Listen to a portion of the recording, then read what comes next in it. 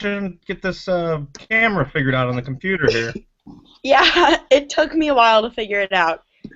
Yeah, I've done the GoToMeeting app a bunch of times, the Join Me meeting app, but this will be the first Google Hangout that I've Google done. Hangout. Let me see if Yeah. I can reverse the camera. Hi, I'm Sam as well. That's Rachel on there. Yeah, But Okay, hi. I sadly my camera's not working, so I'll just be the background person with a voice. But that's okay. obviously the face of our brand anyway, so.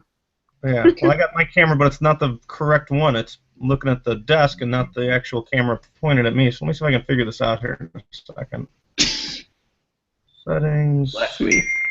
front camera. That's what we want. Okay. All right. Okay. So, All right. Well, hey, thanks for being flexible with the time for this. It was a oh real yeah, busy of course. capital, and Thank you. Yeah, thank you so much for agreeing to video chat with us. So no I can problem. just give you a brief explanation of what we're doing. Sort of as a accumulation of our Community Connections project, as you know, we're involved in SSDP. Every single section has to do a oral history interview on an activist in our study.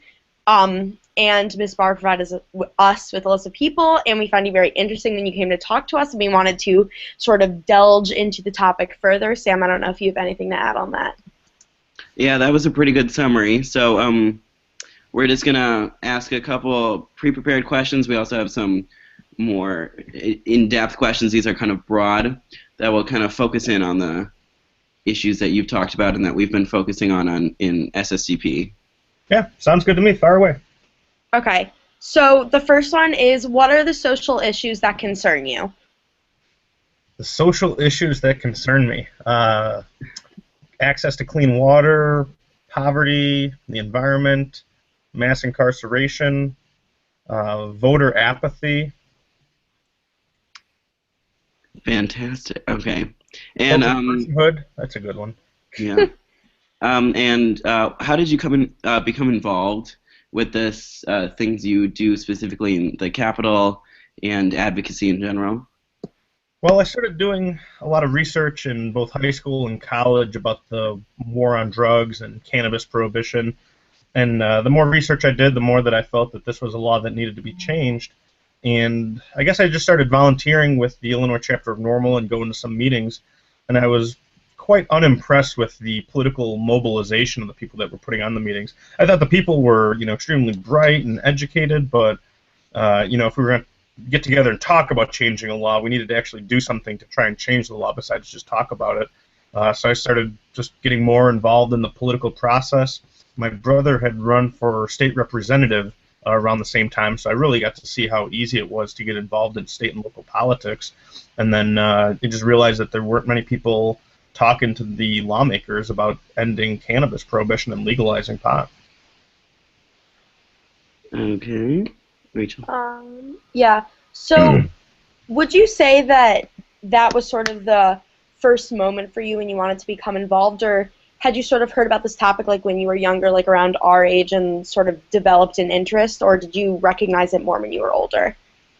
I definitely was aware of the issue, and I was under the impression that something like a city like Chicago, where there's clearly a lot of people already consuming cannabis despite it being illegal, I thought that there would be a very well-funded and well-organized movement to legalize cannabis. I mean, I thought one of the big skyscrapers in the Loop had an office with a few, people working 24/7, and secretaries and the whole 9 yards of people working to change this law. And then I went to a couple of meetings and realized, 5 or 6 people loosely connected by the internet, and they weren't really doing much politically. So I guess I was under this misunderstanding when I would have been, in high school and your guys' age, that there were people working on this day and night.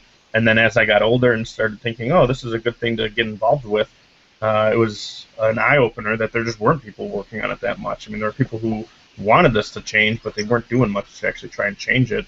And that was kind of, well, if you want to get something done, you got to do it yourself type of eye-opener for me.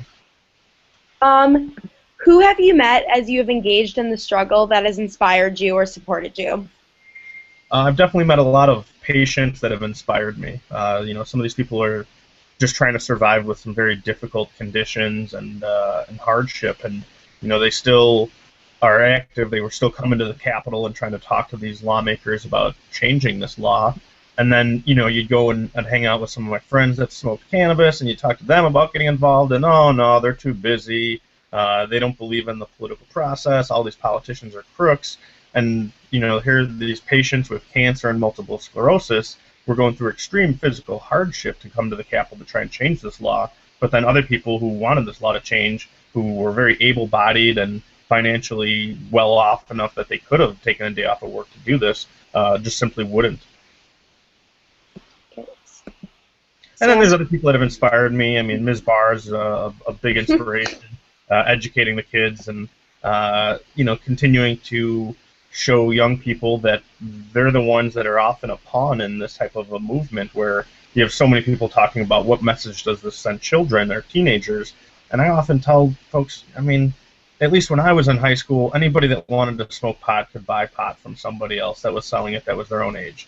But then you start talking to some of these patients who, they're 75 years old, they have cancer, they don't know where to buy pot, even though they're, desperately in need of it.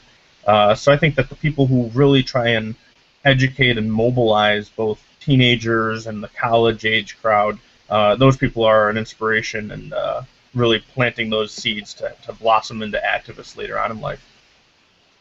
And speaking of young people, do you think there's more specific ways people our age or even people in college can get more involved in this issue?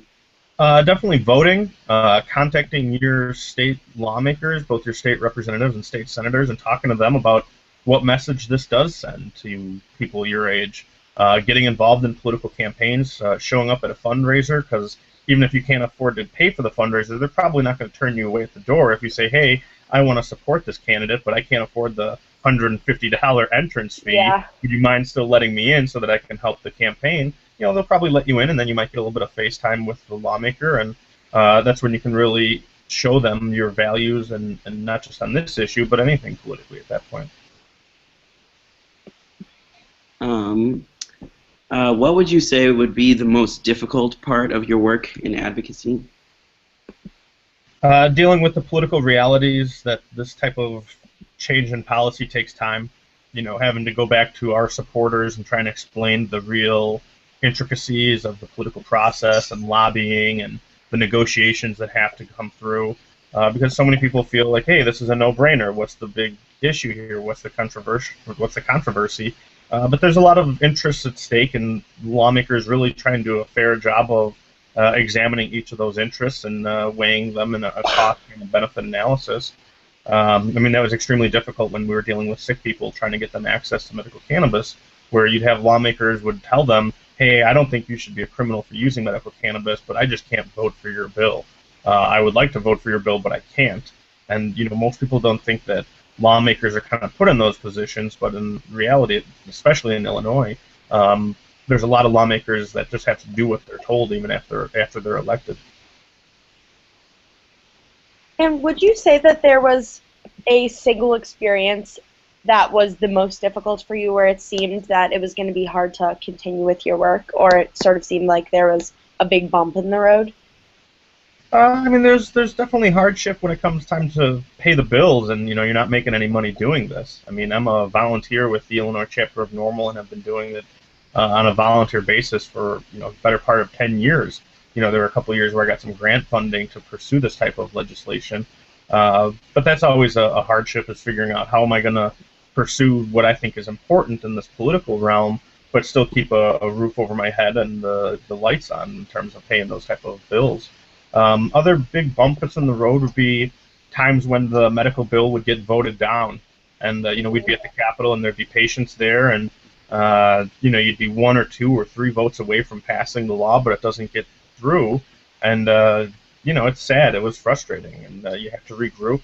I've known a number of patients that have died over the course of the years of seeing this process. Many of them never got to see this law actually change. and you go to their wakes or funerals, and that's always a real tough time. But it also, kind of inspires you at the same time to, know that what you're doing is right, and their family members tell you how important this type of work was to them, and they're very grateful that people like myself are continuing that type of work. Um, but I mean, those would be some of the major hurdles I would say in the road. With the recent change in governor to Bruce Rauner, do you think this will affect the movement a lot, moving it back or moving it forward any significantly?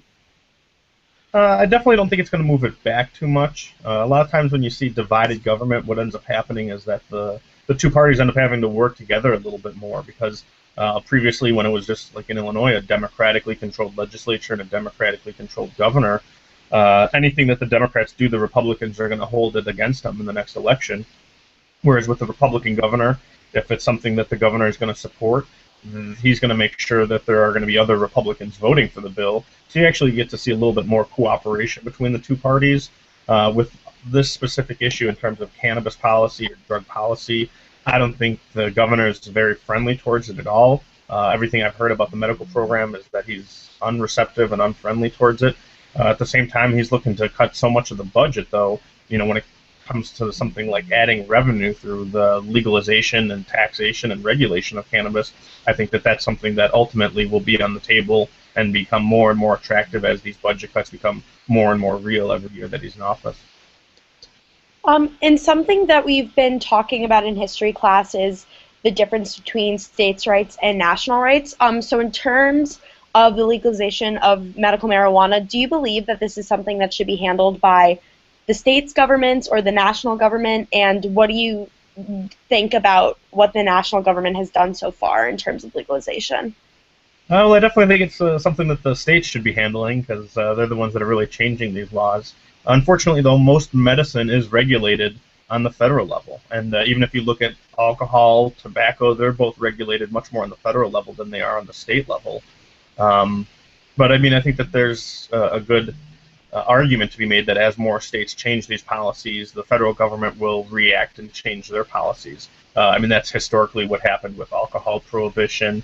And if you think of how much of a log jam there is in the political process in Springfield, it's much worse in Washington, D.C. because the money is so much larger, the interest groups are so much more powerful, and there's so many more lawmakers. I mean, in Springfield, we have 177 lawmakers, 118 state representatives, and 59 state senators.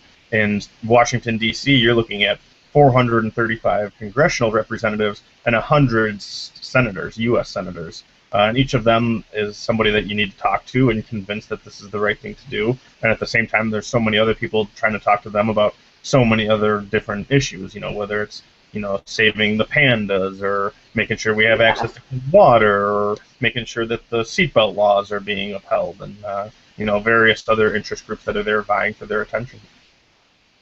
Okay, Rachel. Oh, Sam, go ahead. Oh, okay. So, when it comes to what you want to achieve, are you more looking towards decriminalization and the introduction of medical marijuana, or the complete decriminalization and the removal of it from the Schedule I class? Definitely the long-term goal would be the removal of it as a Schedule I substance. But the political reality is that you're probably not going to just get there overnight. You're going to have to make certain incremental progress over years and hopefully not decades, but sometimes that's how long it's going to take. And, you have to take your victories where you can get them. And that's one of the other things that's difficult for a lot of our supporters to realize is that everything in politics is really about compromising. And so many people, whether it's on Facebook or, their personal blogs, it's really easier for them to just have a hardline stance and say, this is a plant, the government shouldn't have any jurisdiction over telling me what to do with it. But in reality, just about everything that we do in life is regulated in some form by some governmental agency, whether it's a state government or the federal government. So, you kind of have to understand that the compromises are going to be necessary, and there's going to be some type of regulation over this issue, even after it is legal. So as you may or may not know, we watched the movie Grass as one of the things that we did for SSDP. Do you believe that movies such as this portray an accurate representation of the issues and struggles that come with marijuana legalization? To some degree. I mean, they're obviously supposed to be entertaining enough so that people don't fall asleep. But they do help educate people. I mean, there have been dozens of documentaries that I've seen over the course of my activist career, and some of them are better than others, and some of them are more entertaining than others. And I think things like, specifically with grass, I think it does a good job of showing you just the amount of money that's gone into this prohibition. Right, right. Now, would I want to necessarily sit down and show that to a group of lawmakers and expect them to think like, oh yeah, these are professional Yeah, people yeah. that we need to be representing down here? Because the people that even today that I'm working against or with, depending on how you want to look at it, at the Capitol, it's the Illinois Sheriff's Association, it's the Right, Illinois yeah. Chief of Police, and all they're going to do is talk about these lazy college kids that are a burden on their Right, parents. right. They don't have a job, but they play Xbox all day in their parents' basement, and pretty soon their parents are going to kick them out, and they're just going to be on welfare as soon as their parents get enough Yeah. courage to kick them out. Whereas I know that that's not the case for the vast majority of people that consume cannabis, who are professionals or have jobs and aren't a detriment to society. But both sides are gonna kind of cherry pick their examples of who to use for or against any issue. And do you think propaganda is a viable way for young people to get involved? Or do you think it's something that won't be as useful because people will just see it and sort of brush it aside? No, I think propaganda it's useful. I mean, it's effective, and that's why it's useful. And it's not just with this issue. If you look at propaganda for going to war in the 1940s, if you look at propaganda for why they made cannabis illegal, I mean, all of these things are effective to a certain degree, Right. and that's why people continue to do them. One of the things that I remember when I was in college was you'd see a lot of people chalking sidewalks. Whether it was, Yeah. hey, keg party at this address on Friday, or get involved with this student group. You chalk the sidewalk and Yeah. get people to know what's going on. When it comes to actual propaganda, a lot of it is sensational because they want to appeal to an emotion or appeal to some type of value system, and that's kind of Right. the real foundation for it, one way or the other. You discussed earlier about the hardships that come along with being a volunteer for a non-for-profit association. And how would you say, to go off of that a little bit, how would you say being a volunteer for NORML has affected your life? And has it changed your thinking at all about certain things? I assume it has changed your thinking about marijuana policy, but anything else? I mean, it's one of those things where every now and then when you start to say, hey, I'd rather get out of this and go get a real job or change career paths at this point, anybody that's going to do an internet search on my name is going to come up with hundreds of stories or interviews or news broadcasts of me talking about legalizing cannabis. So there's definitely that type of stigma that I would say is attached to my name and my resume at this point. But it's also something that I wouldn't be shy about, and it's not something that I would ever hide down the road. I think historically we're going to be, or I'm going to be on the right side of it with ending another failed prohibition. I don't think that many people look too highly upon those people who were in favor of segregation during the civil rights movement, or those people who were maintaining that we should continue alcohol prohibition as we ended that one. Whereas, I think the people who, were championing some of those issues when it was unpopular, when it was even dangerous for them to champion them, we look favorably on them in the history books. So, at least for me, there's definitely those moments of weakness where I'd like to get out of this and maybe do something and make a little bit more money, or move for that matter. But you kind of get on this path and you get dedicated towards it, and the momentum's kind of keeping you grounded in what you're doing until this actually happens. So, the knife cuts both ways there, I would say. What kind of moral dilemmas have you faced as you carried out your work? Could you discuss one in particular in context, please? It's a weird moral dilemmas. I would get back to the medical cannabis patients who, would call me on the phone. People who I wouldn't know at all, because my name or my phone number or email would be listed on a website or a number of websites, Mm-hmm. and these patients would call and say, "Hey, I'm suffering from cancer. I'm going to be dead in 6 months. Can you just get me some cannabis, to help me through the last few months of my life?" And for me, I've never sold cannabis. I'm not a pot dealer, Right. but I definitely know people that have access to it.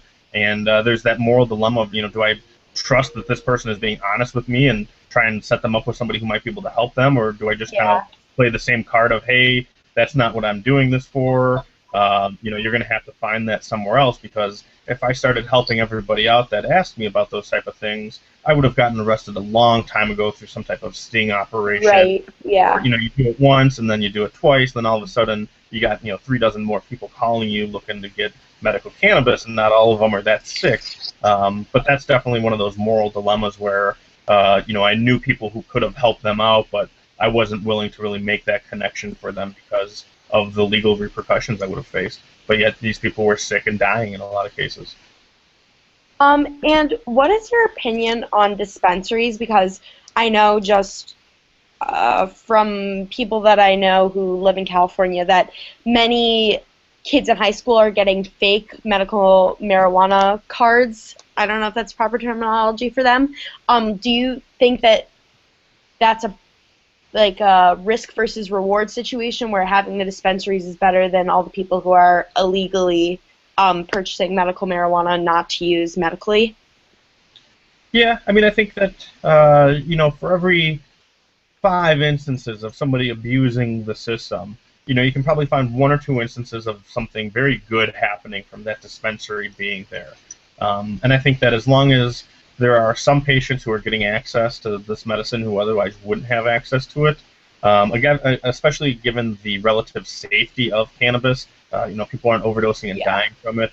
And let's face it. I mean, kids are going to get fake IDs, whether it's for buying cigarettes or alcohol or medical cannabis. I know when I was in high school, a lot of my friends had fake IDs.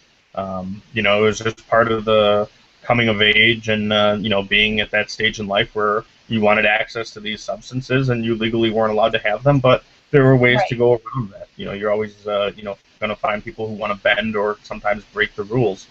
So I don't think that we should really punish adults and not have liquor stores because there are kids who get fake IDs and buy liquor illegally.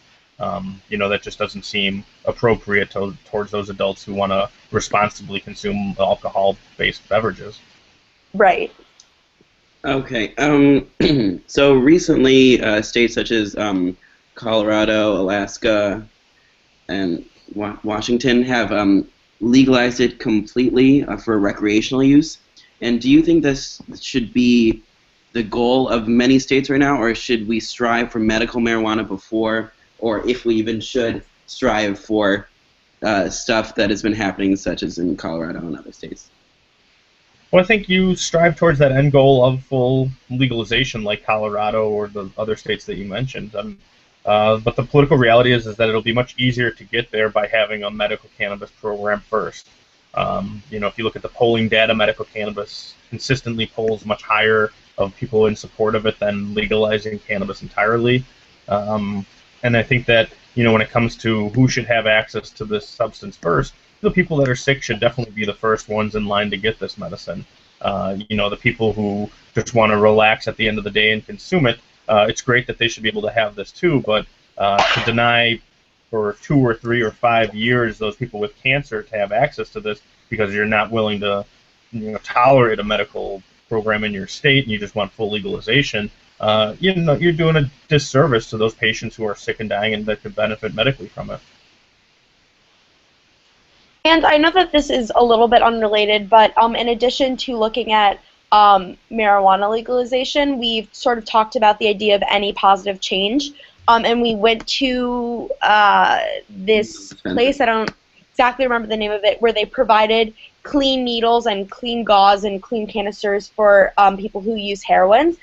So do you think that that is something that's a good idea? Do you think that's a bad idea? I know this doesn't exactly relate to marijuana legalization, just the topic in general. I probably know the place that you guys went to as well, the Chicago Recovery Alliance. Yeah. When it comes to reducing the harm associated with problematic substance use, whether it's alcohol or heroin, whatever we can do to help these people make that positive change in their life, whether it's doing their drugs in a more safer manner, I think that that's an incremental step in the right direction that we should take. Because again, if you're going to hold out for just all or nothing, a lot more times you're going to get nothing than you're going to get the all. So being able to provide free needles, being able to provide education on how to use these substances in a more safer manner, I think that that definitely can help save lives and get people on the road to recovery. Um, when it comes to students and how they're affected by the propaganda, or you could call it propaganda from the government about the danger of drugs, do you think there's a way to go against this? I mean, I know there hasn't been much available research on marijuana due to the fact that it is a Schedule I drug, but do you think there's any other ways to convince the public, especially the future of the country, that this is very likely or absolutely not a particularly dangerous drug at all, and therefore should be allowed for in not only specific circumstances, but at some point allowed, such as substances like alcohol? I mean, I think that people will choose to believe whatever education or propaganda is put in front of them. I think with the gaining popularity of the internet, people have access to much more information than they did 5, 10, or 15 years ago, for that matter. Right. And I think that with the internet, obviously, you can't believe everything that you read on it, but if there's enough people kind of saying the same things and have documentation of, what they're trying to get you to believe, you'll find it more convincing for people who otherwise aren't being exposed to those ideas or that type of evidence. So, I mean, at least with students, the idea is that you're in school to learn, and if you're able to find sources that both say that cannabis is good or cannabis is bad, you can kind of weigh those sources next to each other and look at what motivation does each side have for presenting that argument. And I think that then you can make a much more educated and informed decision, because we're not saying that people have to consume alcohol or people have to consume cannabis, but allowing adults to make adult decisions in a free country is something that we should legally tolerate, so long as they're not harming or endangering other people. And what is your opinion on drug testing at schools? I don't think it's effective. I don't think that it's something that we should be endorsing. I think it really severs those type of relationships that students can have with faculty or guidance counselors who they may want to talk to about drug use, or they may want to talk to about a friend of them that has a problem. But if there's a drug testing policy in place, they may be afraid to talk about it, even because they feel that it's going to be grounds for them getting a drug test, and then they're going to get in trouble. Yeah. Any of these type of fear-based deterrents, I just don't think are effective. And not to mention the invasion of privacy. I mean, who wants to be subjected to a drug test? Because more often than not, you're going to have to go and pee in a cup, and that's for most people of an invasion of their privacy. And why we would subject school-aged young adults or teenagers or children to this is beyond comprehensible to me. Okay, so as we've moved into the 21st century, social media has become increasingly important in the lives of many people below the age of probably 30 and even above, with LinkedIn and such. And do you think this can help in the process for education and through that legalization? Oh yeah, I mean, I think with social media, you're seeing more and more people who are willing to support different causes. At the same time, if you visit the Illinois Normal Facebook page, you'll see all sorts of people giving us a hard time or hating on our efforts. But you ask them, what have you done besides sit on Facebook and complain about this law? And they don't have much to say at that point. But I definitely think that the LinkedIn and Facebook and the other social media outlets are definitely good channels for getting people more involved in the political process, not just for this issue, but for all issues for that matter.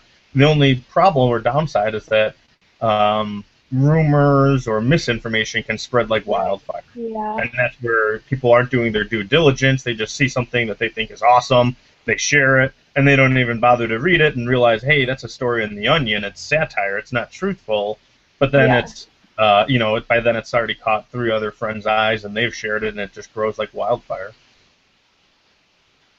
Let me just look at this list.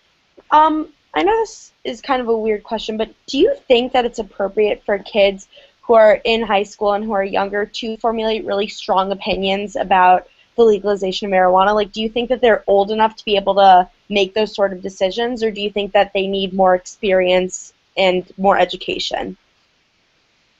That's a tough question. I think the reality is that we're putting more and more pressure on younger and younger people to act like an adult. You know, you got to start thinking about your college career, your freshman in high school. You got to figure out what you're going to college for, and what you're going to college for is going to determine what type of job you get down the road. And then we start putting these type of pressures on people at a younger and younger age, but then we're also still trying to protect them and say, like, well, these are just children. They shouldn't be coming up with strong opinions on political issues. Well, they're still subject to these political decisions that we're going to be making, whether we're the adults making them or whether it's the lawmakers making them. So I think that, younger people are maturing much quicker than they used to. I mean, even Yeah. from when I was 17, and I thought I was pretty mature and I knew everything when I was 17. I encounter 15 and 16-year-olds who have those same type Yeah. of strong opinions now, and with the access to the information on the internet, with the ability to engage in people all over the world like this, with video conferencing and chatting, we really are exposing younger people to more adult situations, and I think that at some point we need to give the younger people more respect in that regard, whether it's coming to terms with their political views or just treating them more like an adult. I mean, you Yeah. can join the army at 18 and go and fight and die for this country, but they won't let you have a beer until you're 21. Right. You Yeah. get a driver's license when you're 16 or 17, and you won't be able to vote for lawmakers that maybe want to change the laws that pertain to driving an automobile until you're 18. So again, I think that we're really forcing adulthood on younger and younger people, but not giving them the respect that adulthood really has in terms Right. of the decision-making process. Um, uh, Today, as more movements gain momentum, such as the gay rights movement, do you think the American public should see medical marijuana legalization as a priority? Yeah, I mean, I think so. I mean, just think of the amount of pharmaceutical commercials that you're exposed to every day watching TV or flipping through a magazine. And then something like medical cannabis, which is a natural medicine that, depending on if the state law allows it or not, you could be growing it yourself. I think that more and more younger people are starting to take up these social issues as something that's important to them.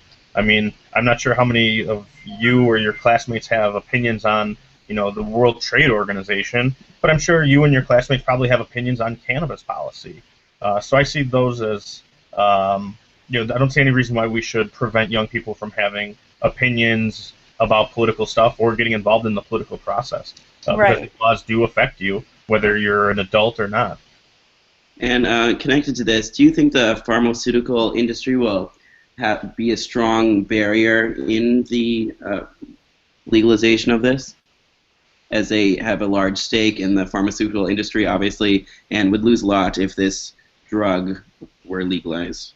I've heard this type of theory all the time. I think on the federal level, there's definitely some argument to be made about why cannabis remains on the Schedule 1 substance, because of the amount of influence that the pharmaceutical companies have on the FDA.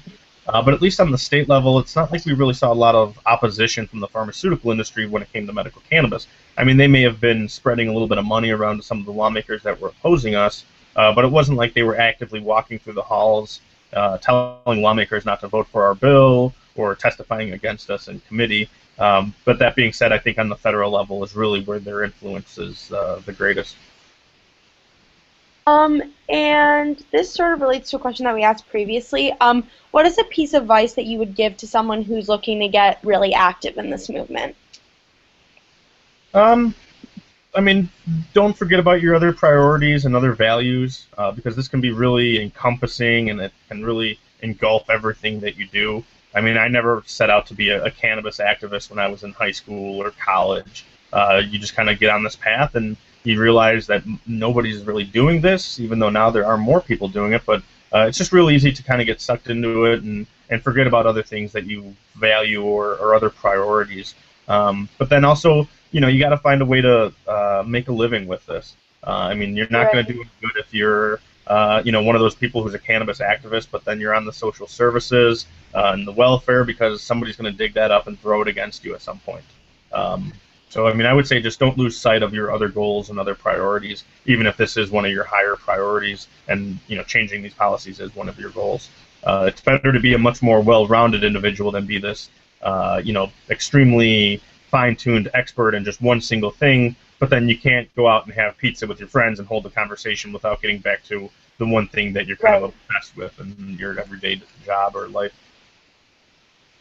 All right, well, thank you so much for this interview. We're going to be taking your audio bit and formulating it into a podcast. So we can email you the podcast when we're finished with it. We're going to be presenting it to our English classes and getting feedback on it. So thank you so much. Oh, it's my pleasure. I look forward to hearing the podcast.